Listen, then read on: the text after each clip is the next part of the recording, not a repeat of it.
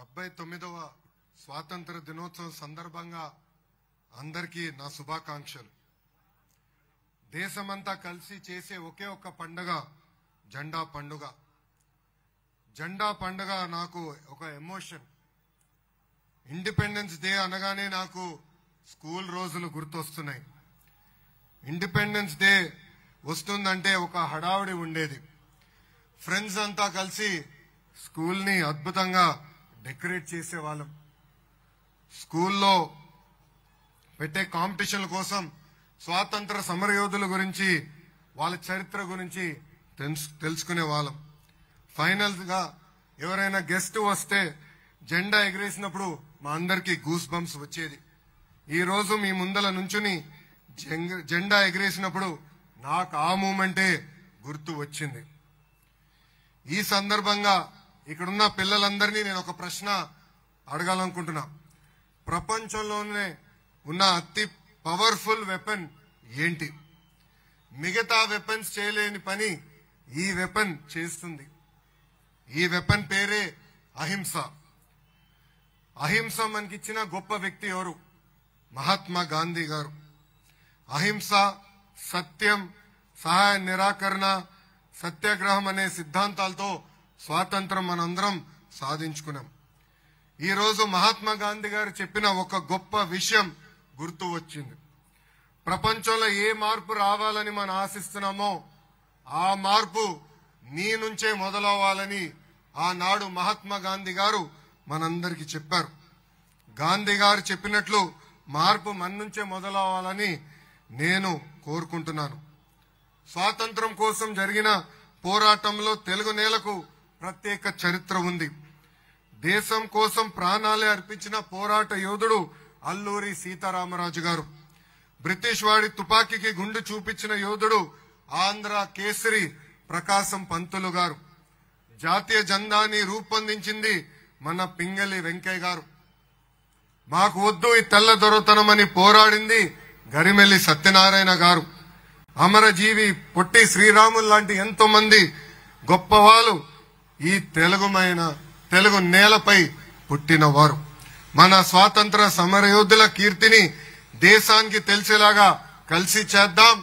ఈ రోజు వాళ్ళ కోసం నా సొంత నియోజకవర్గం మంగళగిరిలో ఒక అద్భుతమైన మ్యూజియం కూడా ఏర్పాటు చేస్తామని ఈ సభాముఖం మీ అందరికీ నేను తెలియజేస్తున్నా. గుంటూరు జిల్లాలో జరుగుతున్న ఈ వేదికలో పాల్గొనడం ప్రజలు నాకు ఇచ్చిన వరం.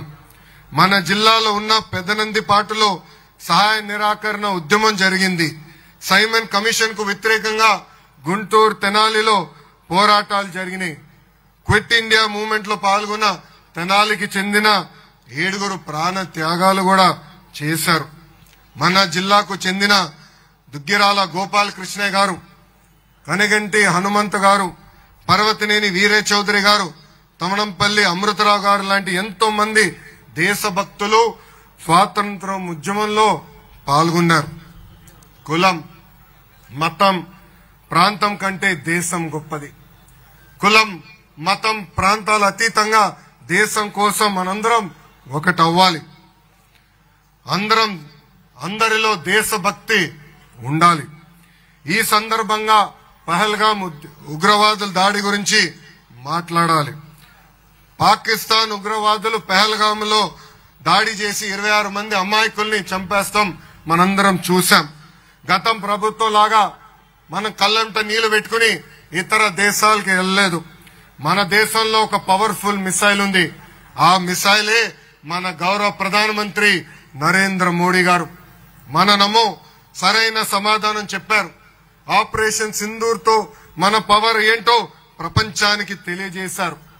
ఈ దాడిలో మనం కొంతమంది సైనికులు కూడా కోల్పోవటం జరిగింది. అందులో మన రాష్ట్రానికి చెందిన మురళీ నాయక్ మనం కోల్పోయాం. మురళీ నాయక్ తల్లిదండ్రుల్ని నేను కలిసా. వాళ్ళకున్న ఒకే ఒక బిడ్డ మురళీ నాయక్. మురళీ నాయక్ సైన్యానికి వెళ్లాలని నిర్ణయం తీసుకున్నప్పుడు వాళ్ళ తల్లిదండ్రులు ఎదురు తిరిగారు. నువ్వు ఒకడే బిడ్డవి, నీకేమైనా అవుతే మా పరిస్థితి ఏంటని. ఆనాడు మురళీ నాయక్ చెప్పాడు, నాకేమైనా అవుతే మొత్తం రాష్ట్రమే కాదు ఏకంగా దేశం మీతో నిలబడుతుందని. అందుకే మురళీ నాయక్ లాంటి సైనికులు బార్డర్లో పోరాడుతున్నారు కనుకనే ఈ రోజు మనందరం ఇక్కడ స్వేచ్ఛగా మనం ఈ కార్యక్రమం నిర్వహించుకోగలుగుతున్నాం. అందుకే మనందరం జై జవాన్ జై జవాన్ అని అనాలి. 2019 నుంచి 24 వరకు ఆంధ్రప్రదేశ్ లో చీకటి రోజులు చూశాం. గత ప్రభుత్వం 5 ఏళ్లలో 10 లక్షల కోట్ల అప్పు చేసింది. రాష్ట్రాన్ని 30 ఏళ్లు వెనక్కి నెట్టేశారు. గత ప్రభుత్వ హయాంలో అభివృద్ధికి అడ్రస్ లేకుండా పోయింది. 2024 ఎన్నికల్లో ప్రజలు ఒక చరిత్ర సృష్టించారు. 94% స్ట్రైక్ రేట్, 164 సీట్లతో ఎన్డీఏ ప్రభుత్వాన్ని గెలిపించి రికార్డులు బద్దలుగొట్టారు.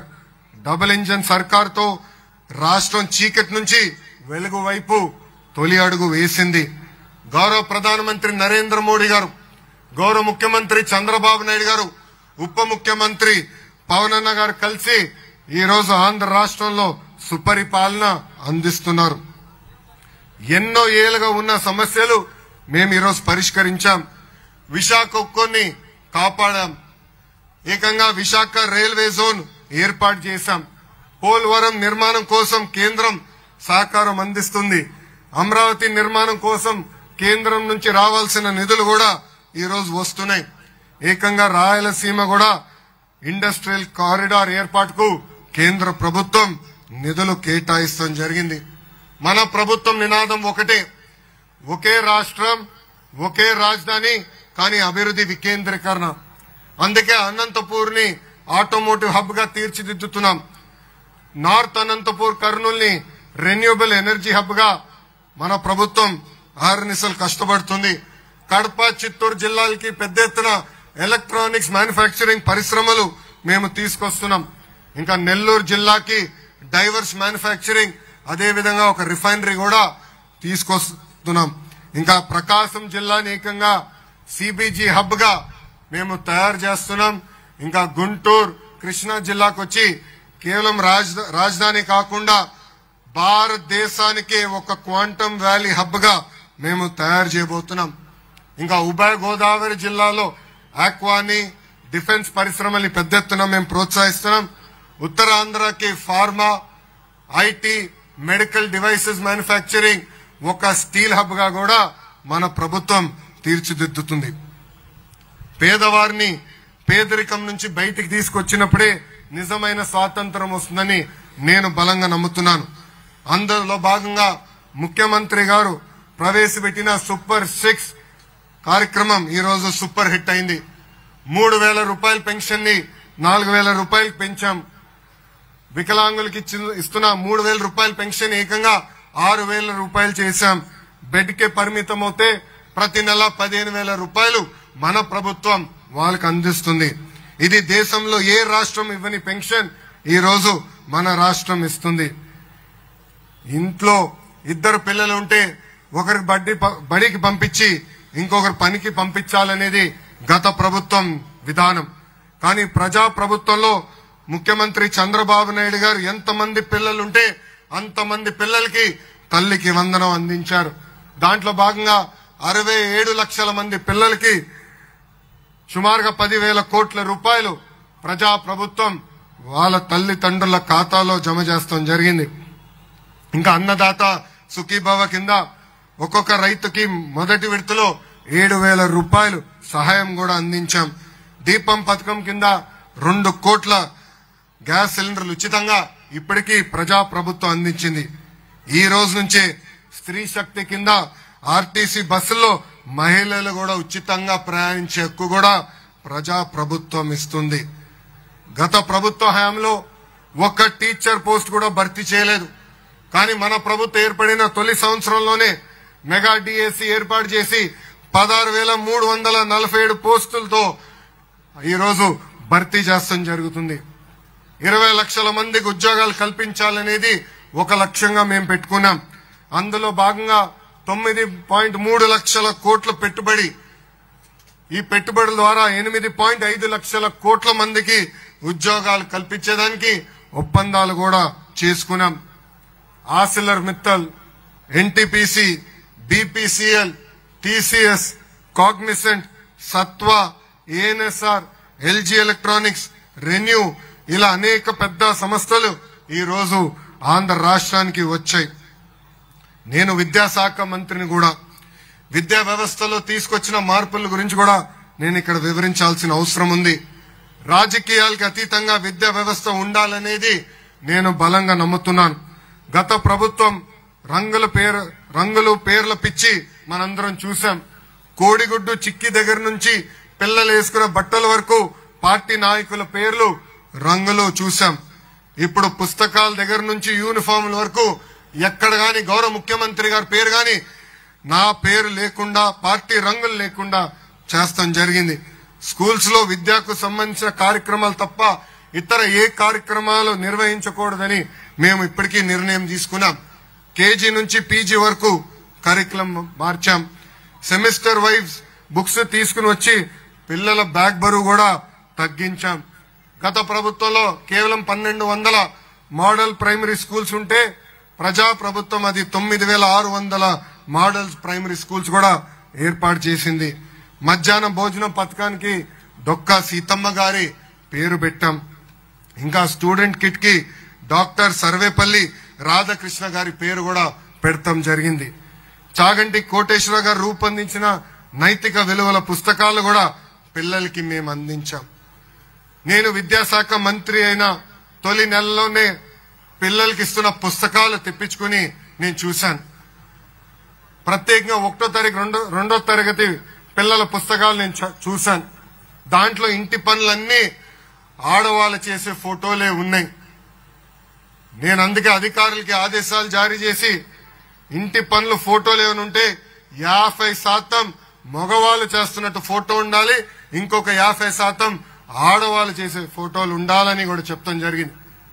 సమాజం బాగుపడిందంటే దాంట్లో మహిళలు కీలకమైన పాత్ర వహిస్తారు. ఈ రోజు కూడా తెలుగు భాషలో కొన్ని ఊత పదాలు ఉన్నాయి. గాజులు తొడుక్కునేవా, చీర కట్టుకోవా, అమ్మాయిలాగా ఏడవద్దని కొంతమంది అంటారు. అది ఎప్పుడిన్నా నాకు బాధ కలుగుతుంది. దానికి ఫుల్ స్టాప్ పెట్టాలి. మహిళలు మగవాళ్ళతో సమానంగా అన్ని రంగాల్లో రాగలుగుతారని సమాజానికి చెప్పినప్పుడే, చేసి చూపించినప్పుడే సమాజం బాగుపడుతుందని బలంగా నేను నమ్ముతాను. మెగా పేరెంట్ టీచర్ మీటింగ్ ద్వారా ఉపాధ్యాయులు, తల్లిదండ్రులు, పిల్లల్ని మేము అనుసంధానం చేస్తున్నాం. ఇంటర్ విద్యార్థులకి గత ప్రభుత్వం పుస్తకాలు, మధ్యాహ్న భోజనం పథకం ఆపేస్తే మన ప్రభుత్వం తిరిగి అది ప్రారంభించింది. యూనివర్సిటీలు కూడా ప్రక్షాళన చేస్తున్నాం. వైస్ ఛాన్సలర్స్ గా అద్భుతమైన వ్యక్తుల్ని, మంచి వాళ్ళని కూడా నియమిస్తాం జరిగింది. గత ఏడాదిలో గుంటూరు జిల్లాలో జరిగిన అభివృద్ధి సంక్షేమ కార్యక్రమాల గురించి తయారు చేసిన నివేదిక మీ ముందల మేము పెట్టాం. గుంటూరు జిల్లా అభివృద్ధికి అన్ని విధాలుగా సహకరించిన గౌరవ ముఖ్యమంత్రి చంద్రబాబు నాయుడు గారికి, ఉప ముఖ్యమంత్రి పవనన్న గారికి, నాతోటి మంత్రులకి, జిల్లా ఎమ్మెల్యేలు, ఎంపీలకి, ఎమ్మెల్సీలకి, అధికార యంత్రాంగానికి అందరికీ నా హృదయపూర్వక ధన్యవాదములు. స్వాతంత్ర దినోత్సవానికి హాజరైన స్వాతంత్ర సమర యోధుల కుటుంబ సభ్యులందరూ కూడా నా హృదయపూర్వక నమస్కారాలు. జిల్లాను అభివృద్ధి పదంలో నడిపిస్తున్న కలెక్టర్ గారికి, న్యాయ సేవలు అందిస్తున్న న్యాయమూర్తి గారికి, శాంతి భద్రతలు కాపాడుతున్న ఎస్పీ గారికి, వారి బృందానికి నా అభినందనలు. జిల్లా అభివృద్ధికి తమ వంతు కృషి చేస్తున్న ఎన్జిఓలకి, బ్యాంకర్లకి, మీడియా మిత్రులకు, ప్రజలందరికీ పేరు పేరు నా హృదయపూర్వక ధన్యవాదాలు తెలుపుకుంటూ మీ అందరి దగ్గర నుంచి నేను సెలవు తీసుకుంటున్నా. జై హింద్.